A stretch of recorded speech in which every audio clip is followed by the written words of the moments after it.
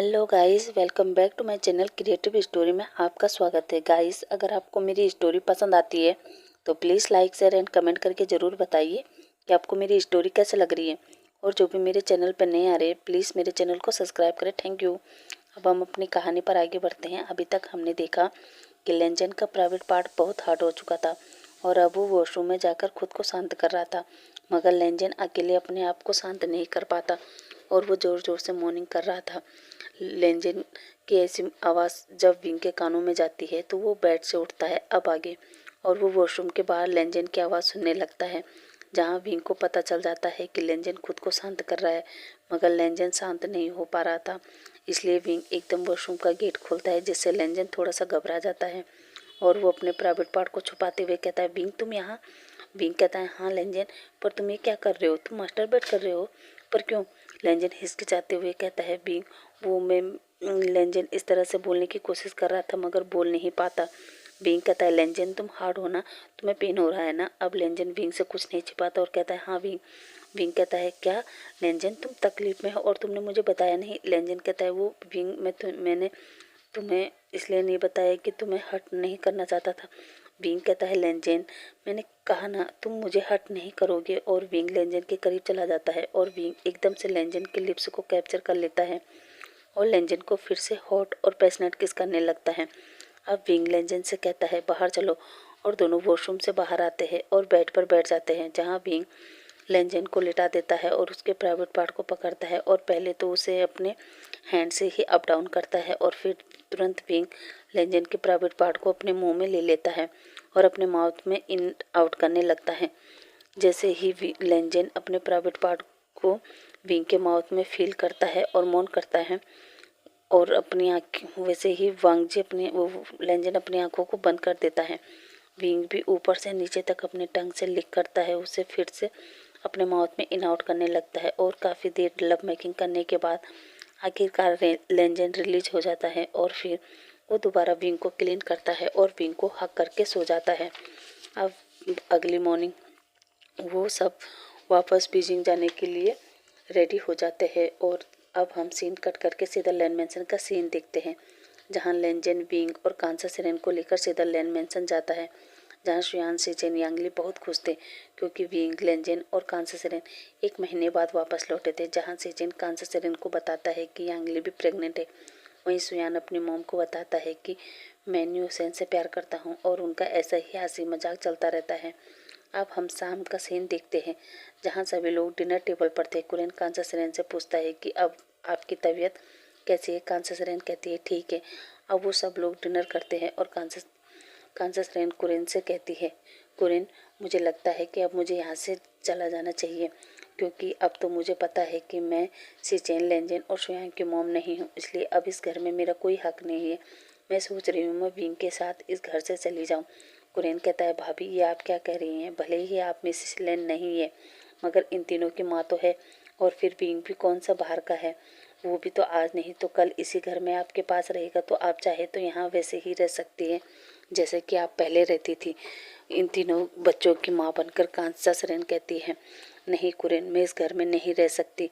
और रहा तीनों बच्चों का सवाल, तो वो पहले भी मेरे बच्चे थे और आज भी है और हमेशा रहेंगे। कुरेन कहता है, पर कांसा सेरेन कहती है, पर वर कुछ नहीं, सुबह मैं तीनों बच्चों से बात करूंगी। अब अगली मॉर्निंग सीचेन लेंजन शुयान और विंग सभी लिविंग रूम में बैठे थे। तभी यांगली सबके लिए कॉफ़ी लेकर आती है। लेंजन कांसा सेरेन से कहता है, मॉम बताइए आपने हम सबको यहाँ क्यों बुलाया है? कांसा सेरेन कहती है, लेंजन सेचेन शुयान तुम तीनों मेरी बात को ध्यान से सुनो और समझो। तभी शुयान कहता है, मॉम क्या बात है? और आज आपने हम तीनों से क्या कहना चाहते हैं? कांसा सेरेन कहती है, शुयान लेंजन सेचेन, मैं तुम तीनों से ये कहना चाहती हूँ कि बेटा मुझे लगता है अब मुझे यहाँ से जाना चाहिए। शुयान कहता है, क्या? लेंजन सेचेन और यांगली भी शौक थे। सेचेन कहता है, मॉम हमसे कोई गलती हुई है जो आप सुबह सुबह ऐसी बात कर रहे हो? कांसा सेरेन कहती है, नहीं बेटा, तुम लोगों से कोई गलती नहीं हुई है। इनफैक्ट आज तुम लोग ना होते तो शायद आज मैं भी यहाँ नहीं होती। तभी लेंजन अपनी डार्क वॉइस में कहता है, मॉम आप कहना क्या चाहती है? प्लीज़ साफ साफ कहिए। कांसा सेरेन कहती है, लेंजन शुयान तुम तीनों जानते हो कि मैं मिसेस लेन नहीं हूँ और ना ही तुम तीनों को मैंने जन्म दिया है। तुम्हारी इसलिए मुझे लगता है कि अब मुझे यहाँ से जाना चाहिए, क्योंकि बेटा मैं तुम्हारी मॉम की जगह नहीं ले सकती। लेंजन कहता है, ओ इसका मतलब मॉम आप हम सबको छोड़कर इस घर से जाना चाहती है, क्योंकि अब आपको याद आ गया कि आप ना तो मिसेस लेन है और ना ही हम तीनों की बायोलॉजिकल मॉम। इसलिए ना कांसा रेन कहती है, मैं मानती हूँ लेंजन कि मैं तुम्हारी बायोलॉजिकल मॉम नहीं हूँ, पर फिर भी तुम लोग हमेशा मेरे बच्चे रहोगे। मगर अब मुझे यहाँ से जाना होगा अपने घर, अपनी फैमिली के पास, अपने विंग के साथ। लेंजन कहता है, पर मॉम अब से विंग भी यहीं रहने वाला है, वो मेरा ओमेगा है, वो यहीं रहेगा आपके साथ, हमारे साथ, फिर आप क्यों नहीं रह सकती। कांसा सेरेन कहती है, हाँ लेंजन मैं जानती हूँ कि विंग तुम्हारा ओमेगा है और वो यहीं तुम्हारे साथ रहेगा। और सच मानो एक माँ के लिए इससे बड़ी खुशी की बात और नहीं हो सकती कि उसका बच्चा एक ऐसे फैमिली में आ रहा है, ऐसे इंसान से प्यार करता है जिसे अपने से ज़्यादा दूसरों की परवाह हो। मगर फिर भी लंजा मैं हूँ तो विंग की मॉम ही ना। मैं अब कितनी भी कोशिश कर लूँ मगर मैं इस घर में अब नहीं रह सकती और ना ही तुम्हारी मॉम की जगह ले सकती हूँ। और रहा तुम तीनों का सवाल, तो मैंने पहले भी कहा है कि तुम तीनों मेरे बच्चे हो और आज भी, और जब तक मैं जीऊँगी तब तक तुम मेरे बच्चे ही रहोगे। पर प्लीज़ बेटा अब मुझे माफ़ करना, अब मैं यहाँ नहीं रह सकती। सिचेन, लेंजन, सुयान तीनों कांसा सेरेन के बात को सुनकर शौक थे। सुयान के आंखों में तो आंसू भी थे। वो कांसा सेरेन से कहता है, मॉम प्लीज़ हमें छोड़कर मत जाइए ना। कांसा सेरेन खड़े होकर सुयान को हक करती है और कहती है, सुयान बेटा मैं कहीं और नहीं जा रही हूँ, मैं इसी शहर में हूँ और तुम्हें जब भी मेरी याद आए तो तुम कभी भी मुझसे मिलने आ सकते हो। और वैसे भी तुम लोगों से ज़्यादा दूर तो मैं भी नहीं रह सकती। अब सभी खड़े हो जाते हैं। कांसा सेरेन सर्वेंट से सामान लाने को कहती है और कांसा सेरेन एक एक करके सबको हक करती है। और यांगली कांसा सेरेन से कहती है, मॉम मैं आपके बगैर इस घर को कैसे संभालूंगी। कांसा सेरेन यांगली से भी कहती है, बेटा प्यार और विश्वास से सब आराम से हो जाता है। और हाँ मैं तुम लोगों से मिलने आती रहूँगी, क्योंकि ज़्यादा दिन तो मैं भी तुम लोगों से दूर नहीं रह सकती। इतना कहकर कांसा सेरेन और विंगलैंड मैंसन से बाहर निकल जाते हैं। अब वो लोग गाड़ी में थे, जहाँ कांसा सेरेन विंग से कहती है, विंग अब हम कहाँ जा रहे हैं। विंग कहता है, मॉम अभी हमें मॉम से मिलने जाना होगा, उसके बाद वहाँ से हम अपने घर चलेंगे। कांसा सेरेन ओके कहती है। अब विंग और कांसा सेरेन मैडम यू से मिलते हैं, जहाँ विंग मैडम यू से कहता है, मॉम अब मुझे मॉम के साथ रहना होगा। मैडम यू कहती है, क्या, पर विंग ये घर तुम्हारा भी है और तुम और कांसा यहाँ हमारे साथ रहो, और वैसे भी मैं तुम्हारे बिना नहीं जी सकती। विंग मैडम यू को समझाता है कि मॉम और मैं इसी शहर में हूँ और कंपनी के पास ही मैंने फ्लैट खरीदा है। आपका जब भी मन करे आप मुझे बुला सकते हो या फिर आप खुद मुझसे मिलने आ सकते हैं। इसी तरह विंग मैडम यू को भी बहुत समझाता है और आखिरकार मैडम यू भी मान जाती है। अब शाम हो चुकी थी। विंग अपनी मॉम को लेकर अपने नए अपार्टमेंट में चला गया था, जहां आज तीनों फैमिली सेट थे। तभी न्यूसन विंग के अपार्टमेंट में आता है, साथ ही अपने साथ विंग के साथ काम करने वाले सभी मेंबर को लेकर आता है जो कांसा सेरेन से मिलने आए थे। साथ ही बाहर से डिनर लेकर आए थे, जहां अब वो सभी लोग विंग की मॉम को अपना इंट्रोडक्शन देते हैं और विंग भी अपनी मॉम को बताता है कि मॉम ये सभी ऐसे हैं जिनके पेरेंट्स को बेन रोहन जैसे पर्सन ने या तो मार दिया था या फिर मरवा दिया था, और ये सब भी अपनी फैमिली के साथ हुए हादसे का बदला लेना चाहते थे। इसीलिए मैंने अपनी एक टीम बनाई। कांसा सेरेन विंग से कहती है, विंग अब जो हो गया सो हो गया और अब मैं चाहती हूँ तुम सभी बच्चे अपनी एक नई लाइफ शुरू करो। सभी विंग की मॉम को थैंक यू कहते हैं कि ठीक है आंटी, जैसा आप चाहते हैं हम वैसा ही करेंगे। और अब विंग अपनी मॉम के साथ एक नई सीरीज से शुरुआत करता है। और अब विंग सुबह 9 बजे अपने ऑफिस और शाम 5 बजे अपने घर। इसी बीच चैन ने भी विंग की बहुत हेल्प की थी और न्यूसेन ने भी, और विंग के सभी फ्रेंड भी विंग के ऑफिस में ही काम करने लगे। अब न्यूसेन भी सुयान के साथ फार्म हाउस जाता है, जहां उसे कुरेन के खिलाफ काफ़ी सबूत मिल गए थे। साथ ही कुरेन के अलग अलग सिटी के माफिया के साथ कनेक्शन और विंग के डैड की मेडिसिन की फाइल भी, जिससे न्यूसेन को पता चल जाता है कि विंग के डैड ने एक ऐसी मेडिसिन बनाई थी जिसके शरीर में इंजर्ड होने के बाद वो इंसान कभी नहीं मर सकता था। न्यूसेन वो सारे सबूत कलेक्ट करता है और सारी इन्फॉर्मेशन विंग को दे देता है। विंग भी वो इन्फॉर्मेशन देखकर कहता है, बस न्यूसेन इतने सबूत बहुत हैं अंकल कुरेन को पर्दाफाश करने के लिए और साथ ही सभी घर वालों को बताने के लिए कि वो असली मास्टरमाइंड और कोई नहीं बल्कि अंकल हैं। तभी न्यूसेन कहता है साथ ही विंग मुझे एक बात और पता चली है। विंग कहता है क्या? न्यूसेन कहता है विंग ये बात सुयान से रिलेटिव है। विंग कहता है क्या सुयान से रिलेटिव? न्यूसेन कहता है हाँ विंग।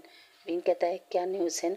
न्यूसेन हिचकिचाते हुए कहता है विंग सुयान अंकल कुरेन का बेटा है और वांग लेंजेन के मॉम डैड को मारने के पीछे भी अंकल कुरेन है। विंग कहता है क्या? न्यूसेन कहता है हाँ विंग। विंग तो पूरी तरह शॉक हो गया था। उसे समझ में ही नहीं आता कि वो क्या करें। वो कैसे इस बात को लेंजेन और सिचेंगा को बताए, क्योंकि वो लोग तो अंकल कुरेन को बहुत प्यार करते हैं और अपने अंकल को अपने बाप के समान मानते हैं। विंग थोड़ी देर तो चुप रहता है, मगर फिर न्यूसेन से कहता है क्या ये बात सच है? न्यूसेन कहता है हाँ विंग ये बात 100% सच है, मगर विंग मेरी समझ में एक बात नहीं आ रही है। विंग कहता है कौन सी बात? न्यूसेन कहता है अंकल ने आज तक ये बात किसी को क्यों नहीं बताया कि सुयान उनका बेटा है। उसे हमेशा हमेशा मिसेस लेन का बेटा ही क्यों कहा जाता है? विंग कहता है न्यूसेन ये बात तो अब अंकल ही बता पाएंगे। न्यूसेन कहता है ठीक है, फिर मैं अभी अंकल के बारे में और सबूत ढूंढता हूँ। विंग हूँ में जवाब देता है। अब हम शाम का सीन देखते हैं जहाँ विंग अपने अपार्टमेंट आता है। वो काफ़ी थका हुआ फील कर रहा था। वो आते ही काउच पर बैठ जाता है और अपने सर्वेंट से पानी लाने को कहता है। तभी कांसा सेरेन विंग के लिए पानी लेकर आती है और वो विंग को पानी देते हुए कहती है विंग अब बस करो, ऑफिस जाना अब डिलीवरी में मात्र 1 हफ्ता बाकी है और तुम आराम करने के बजाय डेली ऑफिस जाते हो। बस करो बेटा, थोड़ा से अपनी सेहत पर भी ध्यान रखो। अच्छा ये सब छोड़ो और ये बताओ क्या मैं तुम्हारी डिलीवरी होने के बाद तुम्हारी और लेंजन की मैरिज करवा दूँ? विंग कहता है क्या मॉम आप भी ना क्या क्या सोचती रहती हो, और अभी मैंने इस बारे में सोचा नहीं है। कांसा सेरेन कहती है तो सोचो विंग, लाइफ पार्टनर के होने से हमारी बहुत सी प्रॉब्लम कम हो जाती है और फिर वो पार्टनर अगर लेंजन जैसा हो तो प्रॉब्लम को भी प्रॉब्लम होती है। ये सुनकर विंग के फेस पर एक स्माइल थी और उसके मॉम और विंग विंग कहता है मॉम आप भी ना ये क्या कह रही है, और दोनों ही हंसने लगते हैं। अब अगली मॉर्निंग विंग उठता है, फ्रेश होता है और फिर बाहर आता है और अपनी मॉम को गुड मॉर्निंग कहता है और ब्रेकफास्ट करता है। अब विंग ऑफिस जा रहा था तभी विंग के मोबाइल पर सोंगलेन का कॉल आता है और वो विंग से कहता है विंग तुम्हें लेंजन बुला रहा है। विंग कहता है क्या? सोंगलेन कहता है पता नहीं, प्लीज़ तुम यहाँ आ सकते हो? विंग कहता है ओके मैं आता हूँ। इतना कहकर वो गाड़ी लेंजन के ऑफिस की तरफ मोड़ देता है और कुछ देर बाद लेंजन के ऑफिस पहुँचता है और सोंगलेन से कहता है लेंजन कहाँ है? सोंगलेन कहता है लेंजन अंदर रूम में है। विंग रूम में चला जाता है। जहाँ जैसे ही विंग रूम में जाता है लेंजन अचानक विंग को पीछे से हाँक कर लेता है। विंग कहता है लेंजन ये तुम क्या कर रहे हो? पीछे से लेंजन विंग के नेक में अपना सिर रखकर विंग के सेंट को इनहेल कर रहा था। विंग फिर से लेंजन को कहता है लेंजन क्या हुआ? लेंजन की हरकत देख विंग समझ जाता है कि लेंजन रट में है। वो लेंजन से पूछता है लेंजन क्या तुम रट में हो? लेंजन जो अभी भी विंग की नेक के सेंट को इनहेल कर रहा था वो कहता है विंग कहता है कब से? लेंजन जवाब देता है रात से। विंग कहता है क्या नाइट में? पर मुझे तो पता ही नहीं चला। लेंजन उसे अपनी तरफ पलटता है और कहता है अगर तुम्हें काम से फुर्सत हो ना तभी तो तुम मेरे बारे में सोचोगे और तुम्हें पता चलेगा। लेंजन कहता है मैंने रात को कॉल किया था, तुमने कॉल नहीं उठाया। फिर मैंने मॉम को कॉल किया, मॉम ने मुझे बताया कि तुम काफ़ी थके हुए थे इसलिए जल्दी सो गए। विंग कहता है हाँ लेंजन मैं आजकल काफ़ी थक जाता हूँ, पता नहीं क्यों। लेंजन कहता हूँ तो चलो आज मैं तुम्हारी पूरी थकान उतार देता हूँ। विंग कहता है क्या मतलब? और लेंजन एकदम से विंग के फेस पर तरफ झुकता है और विंग के लिप्स को कैप्चर कर लेता है और विंग को किस करने लगता है। विंग पहले तो लेंजन को अपने से दूर करता है मगर फिर समझ जाता है कि लेंजन रट में है, इसलिए उसे इस समय उसे मेरी ज़रूरत है, इसलिए विंग भी उसे किस बैक करने लगता है और दोनों ही एक दूसरे को हॉट और पैशनेट किस करने लगते हैं। लेंजन विंग के अपर लिप्स को लोअर लिप्स को लिक करने लगता है। विंग भी लेंजन के माउथ में ही मौन करने लगता है। ये देखकर लेंजन एकदम से अपनी टंग विंग के माउथ में डाल देता है और विंग के पूरे माउथ को एक्सप्लोर करने लगता है। जब विंग भी अपनी टंग लेंजन के माउथ में इंजेक्ट कर देता है और विंग भी लेंजन के पूरे माउथ को एक्सप्लोर करता है। अब करीब 15 मिनट तक लेंजन और विंग दोनों ही एक दूसरे को किस कर रहे थे। अब विंग को ब्रीथ लेने में परेशानी होती है तो लेंजन विंग को छोड़ देता है। विंग और लेंजन दोनों ही हैवी ब्रीथ ले रहे थे। विंग हैवी ब्रीथ के साथ लेंजन से कहता है, लेंजन तुम रट में हो, मगर मैं तुम्हारी रट को कैसे शांत करूँगा। लेंजन भी हैवी ब्रीथ लेते हुए कहता है, मतलब। विंग कहता है, मेरा मतलब मुझे 9 मंथ हो चुके हैं और इस समय इंटीमेट होना क्या सही रहेगा। लेंजन कहता है, विंग मैं जानता हूँ कि तुम्हारा 9th मंथ चल रहा है और इस समय मेरा रट में आना वो सही नहीं है, पर अब कर भी क्या सकते हैं। विंग कहता है, लेंजन क्या तुम पहले की तरह ही शांत नहीं हो सकते। लेंजन कहता है, पता नहीं विंग, कोशिश करते हैं। इतना कहते ही लेंजन दोबारा विंग के लिप्स को कैप्चर कर लेता है और उसे फिर से किस करने लगता है। अब लेंजन विंग के लिप्स को छोड़ता है और उसके नेक के अराउंड उसे किस करने लगता है। किस करते करते लेंजन विंग के शर्ट के बटन को ओपन करने लगता है और उसके अपर बॉडी को पूरी तरह निकेट कर देता है। साथ ही अपने शर्ट के बटन को भी खोलता है और अपने कपड़े भी रिमूव कर देता है। अब लेंजन विंग के चेस्ट से उसके निपल्स से उसकी पूरी अपर बॉडी पर लिक सक और बाइट करता है, जिससे विंग की मौन की आवाज़ तेज हो रही थी। साथ ही लेंजन के फेरोमोन्स भी स्ट्रॉन्ग हो गए थे। विंग लेंजन के फेरोमोन्स को इनहेल करता है और वो भी पूरी तरह लस्ट से भर जाता है। अब लेंजन विंग को बेड पर लिटाता है और उसके साइड में लेटकर उसके प्राइवेट पार्ट को टच करने लगता है। विंग की मौन की आवाज़ और तेज हो चुकी थी। अब लेंजन विंग के प्राइवेट पार्ट को अपने माउथ में लेता है और उसे अच्छे से लिक सक करने लगता है। विंग जल्दी ही रिलीज हो जाता है। अब विंग लेंजन के ऊपर आता है और लेंजन के चेस्ट पर उसी तरह लिक सक बाइट कर रहा था जिस तरह लेंजन कर रहा था।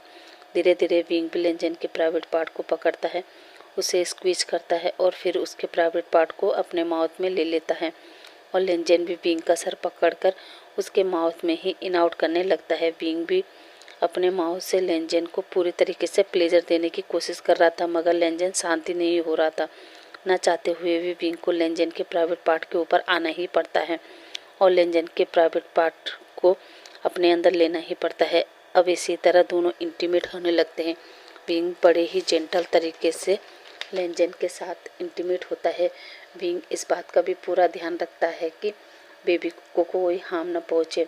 इसी तरह विंग और लेंजन पूरे 2 दिन तक ऑफिस रूम में एक दूसरे के साथ थे और एक दूसरे के साथ इंटीमेट होते हैं।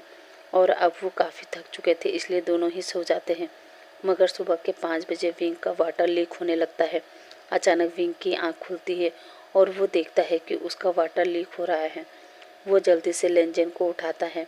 लेंजन भी ये देखकर घबरा जाता है। वो जल्दी से विंग को हॉस्पिटल ले जाता है, जहाँ डॉक्टर फटाफट विंग को ओटी में ले जाता है। जैसे ही डॉक्टर अंदर जाता है, लेंजन डॉक्टर से कहता है, डॉक्टर प्लीज़ मेरे विंग और मेरे बेबी को बचा लीजिए।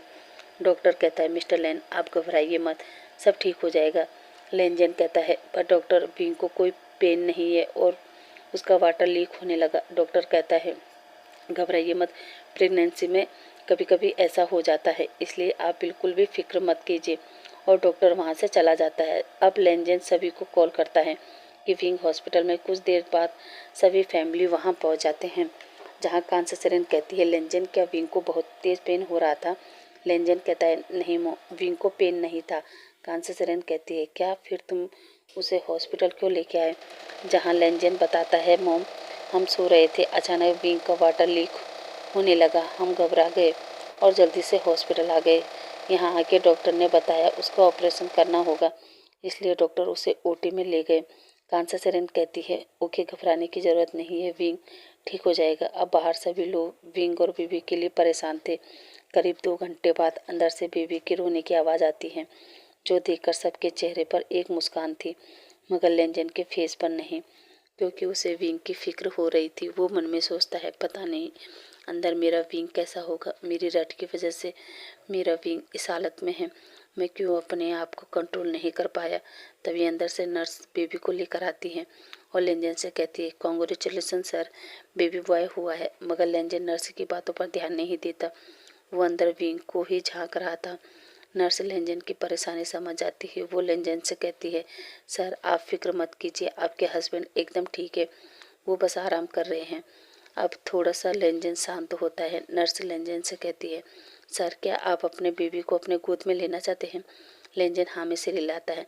अब लेंजन बेबी हाथ में लेता है और उसे देखता है, जहाँ लेंजन खुश होकर कहता है, मोम देखिए बेबी एकदम विंग के जैसे दिख रहा है ना। अंकल देखिए, और यू यू को भी आंट को, और आंटी यू देखिए बेबी विंग के जैसा दिख रहा है ना। बेबी का फेस एकदम गोल था, उसके वो फूले फूले गाल, उसके वो छोटे छोटे हाथ, उसकी वो छोटी सी आंख जो फिलहाल बंद थी। वो 1 मिनट के लिए आंखें खोल रहा था, बंद कर रहा था। ये देखकर सब हैप्पी हो रहे थे। लेंजन सिचन के पास आता है और कहता है गगा देखिए ना बेबी एकदम विंग के जैसा दिख रहा है ना। सिचन कहता है नहीं लेंजन। लेंजन कहता है क्या सही से देखे ना गगा। सिचन कहता है नहीं लेंजन, बेबी विंग के जैसे नहीं तुम्हारे जैसा लग रहा है। तुम भी बचपन में बिल्कुल ऐसे ही दिखते थे, है ना अंकल। कुरेन मुस्कुराकर कहता है हाँ मैंने लेंजन की बचपन की फ़ोटो देखी, वो बिल्कुल इसी बेबी की तरह दिख रहा था। अब नर्स लेंजन के पास आती है और लेंजन से कहती है सर अब बेबी को दीजिए, हमें उसे फिट करवाना है। लेंजन कहता है हाँ, और वो बेबी को वापस नर्स के हाथ में दे देता है। अब कुछ देर बाद विंग को वार्ड में भेज दिया जाता है, जहाँ विंग अभी बेहोश था। वहीं लेंजन नर्स से पूछ रहा था कि विंग कब होश में आएगा। नर्स लेंजन से कहती है सर वो अभी होश में आ जाएंगे, अभी उनके ऊपर मेडिसिन का असर है, जैसे ही वो असर खत्म होगा वो होश में आ जाएंगे।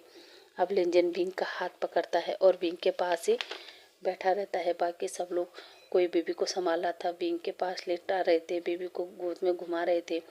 अब करीब 2 बजे विंग को होश आता है, जहाँ वो देखता है कि लेंजन ने उसका हाथ पकड़ा हुआ है और अपना सर विंग के हाथ में रखा हुआ है।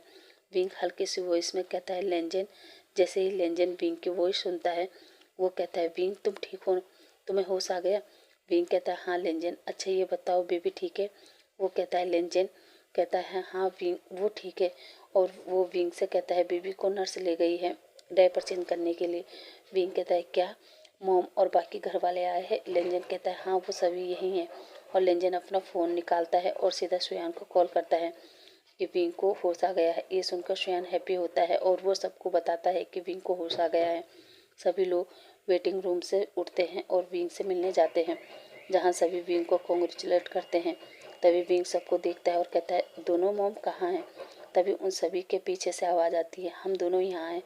और फिर सब लोग उन्हें देख रहे थे। विंग की दोनों मॉम बेबी को साथ लेकर विंग के पास आते हैं, जहाँ कांसेसरिन बेबी को विंग के गोद में देती है और विंग के फोरहेड पर किस करती है और विंग को थैंक यू कहती है कि मुझे मेरे जीवन के सबसे अनमोल तोहफा देने के लिए। मैडम यू भी विंग के फोरहेड पर किस करती है और कांग्रेचुलेट करती है। विंग अपने बच्चे को लेंजन के पास देता है और दोनों मॉम का एक एक हाथ पकड़ता है और कहता है थैंक यू मॉम, मुझे आप दोनों को कहना चाहिए क्योंकि आज मैं जो इतना हैप्पी हूँ वो आप दोनों की वजह से हूँ।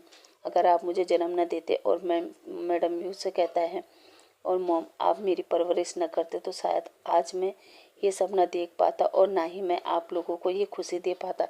इसलिए थैंक यू मॉम मुझे जन्म देने के लिए और मुझे पालने के लिए। दोनों ये सुनकर इमोशनल हो जाते हैं और विंग से कहती हैं अच्छा अब ज़्यादा बात मत करो और बेबी को फीड कराओ। जब से तुम बेहोश थे तब से वो पाउडर वाला मिल्क पी रहा है। विंग कहता है क्या मैं बेबी को फीड कराऊँ। मैडम यू कहती है हाँ विंग। विंग कहता है पर मैं कैसे कहाँ। ससुरन कहती है मैं बताती हूँ। इतना कहकर बाकी सब लोग बाहर चले जाते हैं, जहाँ लेंजन भी बाहर जाने लगता है। तभी कांसेसरिन कहती है लेंजन तुम कहाँ जा रहे हो। लेंजन कहता है मोम मैं बाहर जा रहा हूँ। कांसेसरिन कहती है बिल्कुल भी नहीं, इधर आओ बेबी को लो। लेंजन आता है, विंग से बेबी को लेता है। लेंजन के पास कांसेसरिन विंग के शर्ट के बटन को ओपन करने को कहती है और विंग से कहती है कि अपने ब्रेस्ट पर बेबी को लगाओ। लेंजन बेबी का मुंह विंग के ब्रेस्ट के पास ले जाता है। कुछ ही देर में बेबी विंग के निपल्स को पकड़ लेता है और शक करने लगता है। जैसे ही बेबी विंग के निपल्स को शक करता है, विंग को अपने अंदर एक अलग ही फीलिंग होती है। उसे ऐसा अलग ही एहसास होता है। उसे लगता है कि ये उस कान से उसके दिल का टुकड़ा है। लेंजन बेबी को फिट कराने में विंग की मदद करता है। तभी कांसा कहती है लेंजन अगले 15 दिन तक तुम्हें ऐसे ही बेबी को फिट करवाना होगा जब तक कि विंग की स्टिचेस खुल न जाए। लेंजन कहता है ओके मॉम।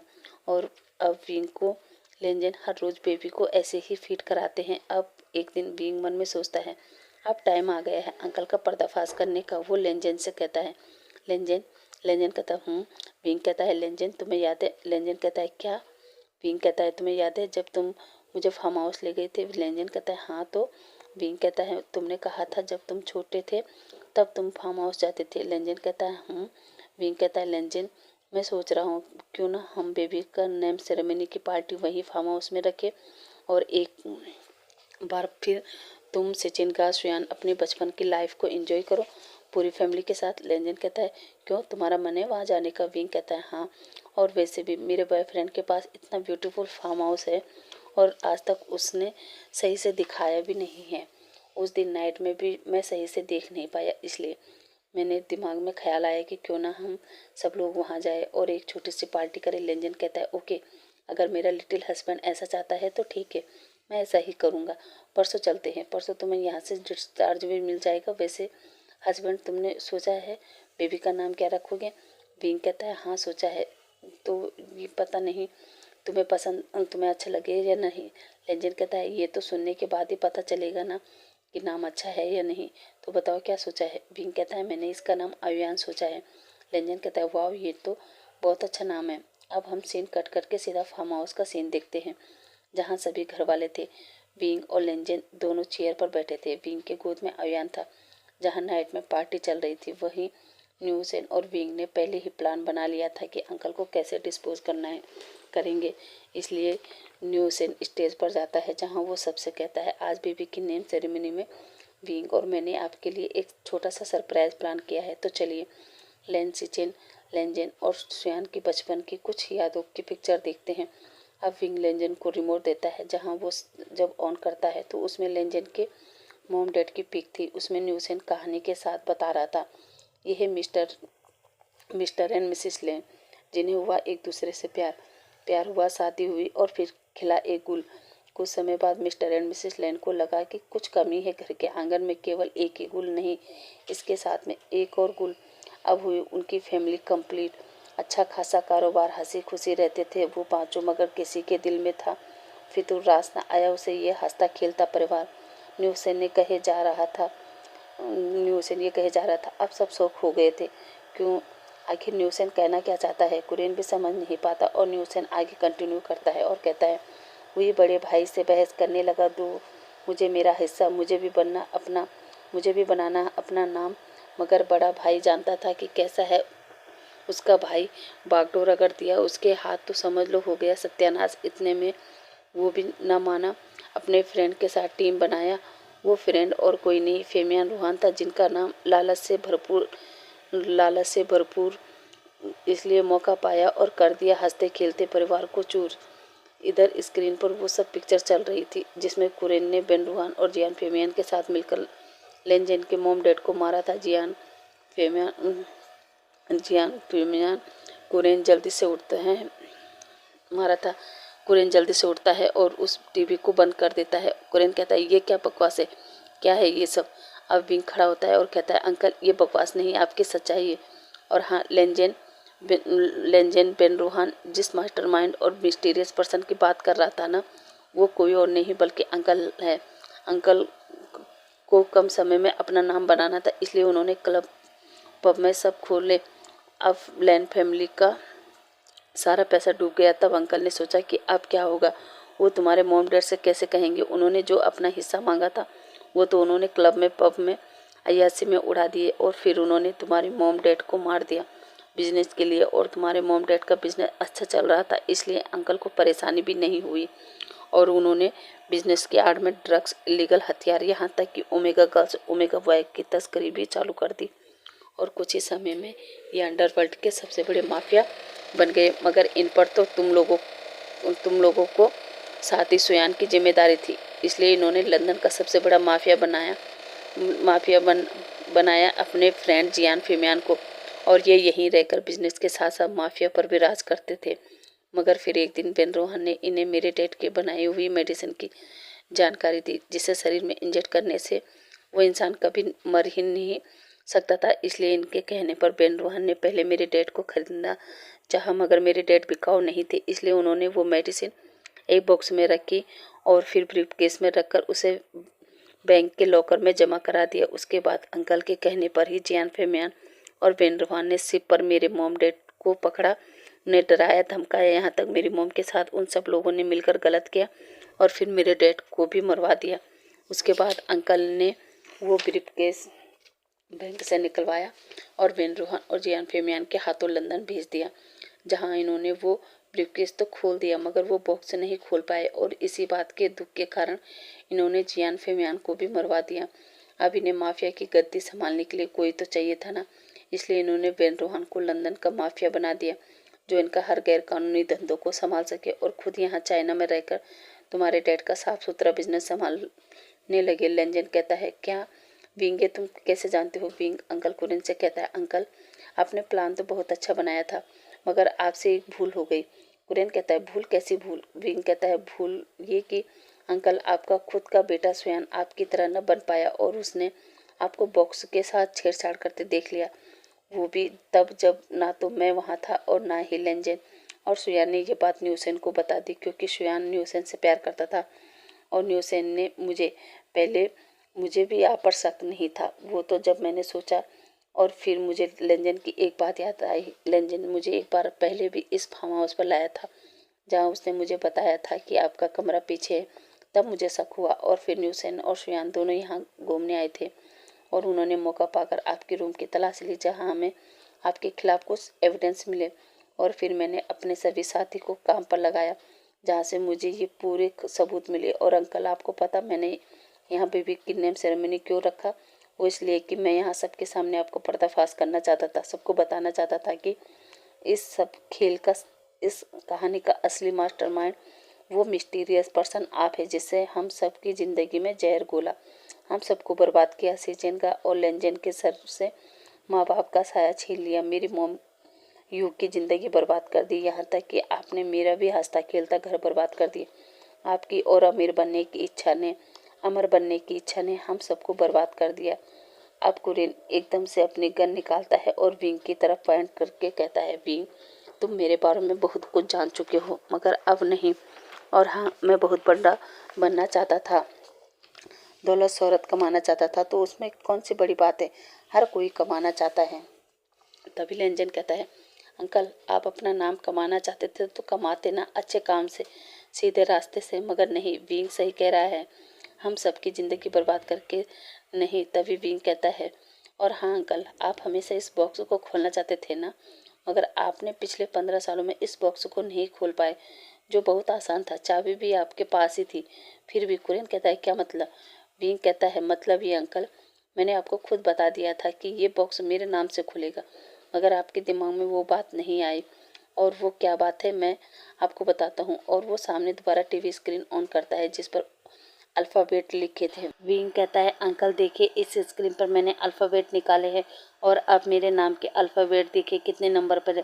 पहला डब्ल्यू जो है 23 नंबर पर, दूसरा ई जो है 5वें नंबर पर, इसी तरह मिला के मेरे नाम के जो अल्फ़ाबेट है और जो उनके नंबर है वही इस बॉक्स पर पड़े लॉक के डिजिट नंबर है, यानी 2359229147। और विंग ये नंबर उस बॉक्स में डालता है और वो बॉक्स खुल जाता है, जो देखकर कुरिन कहता है, विंग ये बॉक्स मुझे दे दो।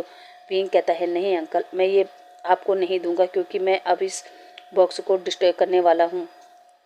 और विंग उस बॉक्स को वापस बंद करता है और नंबर के आगे स्टार लगाकर उस बॉक्स को फेंक देता है और उस बॉक्स में ब्लास्ट हो जाता है। ये देखकर कुरिन पागल हो जाता है और वो जोर से चिल्लाते हुए विंग पर शूट कर देते हैं, मगर तभी कांसा सेरेन को विंग को धक्का मार देती है और गोली कांसा सेरेन को लग जाती है। साथ ही वहाँ एक गोली और चली थी जो कुरिन को लगी थी और कुरिन भी जमीन पर गिर गया था। सभी लोग उस तरफ देखते हैं जिधर से कुरिन पर गोली लगी थी, तो पीछे सुयान था जिसने विंग और कुरिन की सारी बात सुन ली थी। ये भी कि सुयान कुरिन का बेटा है, वो सीचेन और लेंजेन का कजन ब्रदर है। सभी लोग कांसा के पास आते हैं और विंग तो जोर से कहता है, मॉम ये आपने क्या किया, आप बीच में क्यों आई? कांसा कहती है, विंग बेटा मैं खुश हूँ कि तुम ठीक हो, मगर मैं ये बर्दाश्त नहीं कर पाई कि जिस इंसान ने मेरे साथ गलत किया, पिछले 15 साल से मैं उस इंसान के पास ही थी। और फिर बेटा मुझे ऊपर जाकर तुम्हारे डैड को बताना भी तो है कि भले ही हमारा विंग एक साइंटिस्ट नहीं है मगर दिमाग उसका भी आपके जैसे ही है। विंग कहता है, मॉम ये आप क्या कह रही है? और विंग के आंखों में आंसू थे। कांसा सेरेन मैडम यू से कहती है, मिसेस जियान मैं फिर से अपने बेटे की जिम्मेदारी आपको दे रही हूँ, प्लीज़ उसका ध्यान रखना। मैडम यू के आंखों में आंसू था, वह हाँ में से रिलाती है। अब कांसा सेरेन लेंजन से कहती है, लंजा, और विंग का हाथ पकड़ती है और लेंजन के हाथ पर रखती है और कहती है, लंजा बेटा प्लीज़ मेरे विंग का ध्यान रखना, उसको बहुत प्यार करना, उसके आंखों में आज के बाद कभी भी आंसू मत आने देना। प्लीज़ बेटा अपनी मॉम की यह आखिरी बात मानेगा। लेजेंड के आंखों में भी आंसू थे। वो हाँ में सिर हिलाता है और इतना देखते ही कान से सेरेन अपनी आंखें बंद कर देती है। विंग जोर से चिल्लाता है मॉम, और वो रोने लगता है। लेजेंड विंग को संभालता है। इधर कुरेन के पास केवल शुयान बैठा था। अब अगले मॉर्निंग विंग अपनी मॉम के फ्यूनरल पर इमोशनल था। लेजेंड विंग से कहता है, विंग तुम्हें मॉम की बात याद है ना? आज के बाद कभी भी तुम्हारे आंखों में आंसू नहीं आने चाहिए, समझ गए ना? अब वो सब लोग वहाँ से वापस बीजिंग आ जाते हैं, जहाँ मैडम यू सीचेन और लेजेंड से कहती है, बेटा मिस्टर लेन ने जो किया वो गलत था। हम तो सोच भी नहीं सकते थे कि मिस्टर लेन इस तरह की सोच रखते हैं। सीचेन कहता है, हाँ मॉम, सोचा तो हमने भी नहीं था, मगर अब कर भी क्या सकते हैं। मैडम यू कहती है, हाँ वो तो है, पर सीचेन अब से तुम तीनों भाई को अच्छे से रहना है, और हाँ शुयान का अच्छे से ख्याल रखना। मुझे पता है आज उसके दिल में बहुत चोट लगी है, वैसे कहाँ है वो, दिखाई नहीं दिया। अब सबका ध्यान जाता है जहाँ विंग कहता है वो शायद न्यूसेन के साथ है। लेजेंड कहता है, ओके। अब देखते देखते 1 साल बीत गया था। जहाँ यांगली ने भी एक बेबी बॉय को बर्थ दिया था, वहीं विंग दोबारा प्रेग्नेंट था, और शुयान हमेशा हमेशा के लिए लंदन चला गया था, जहाँ वो अपने डेट के फैलाए हुए गलत काम को ठीक करता है और एक साफ सुथरा बिजनेस संभाल रहा था। वही न्यूसेन भी उसका साथ दे रहा था। इधर चैन ने भी अपना क्लब ओपन कर दिया था, और उसने वेंचिंग से मैरिज कर ली थी, और उनकी भी एक हैप्पी फैमिली थी। तो गाइस, इसी हैप्पी मोमेंट के साथ में हम अपनी स्टोरी को समाप्त करते हैं। आई होप आपको ये स्टोरी पसंद आई होगी। अगर आपको ये स्टोरी पसंद आई है तो please like share and comment करके मुझे ज़रूर बताइए ना कि आपको ये स्टोरी कैसे लगी। और हाँ, अब मैं आपसे कल मिलती हूँ और मिस्टर घोस्ट को कंटिन्यू करूँगी। तो चलिए अब आपसे कल मिलते हैं, तब तक के लिए थैंक यू, बाय बाय।